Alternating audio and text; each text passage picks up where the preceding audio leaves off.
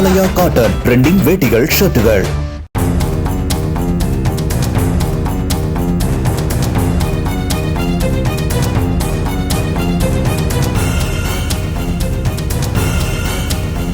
கடலூர் மாவட்டம் வீராணம் ஏரி கரையோரம் உள்ள காடுகளில் இருந்து மான்கள் அடிக்கடி ஊருக்குள் வருவதை வனத்துறை தடுக்க வேண்டும் என்று மக்கள் வலியுறுத்தியுள்ளனர்.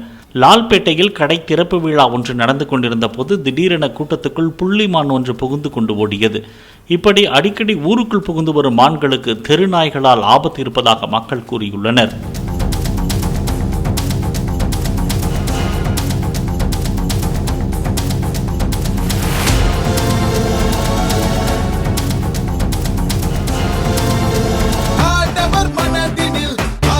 ஆலயா காட்டன் ட்ரெண்டிங் வேட்டிகள், ஷர்ட்டுகள்.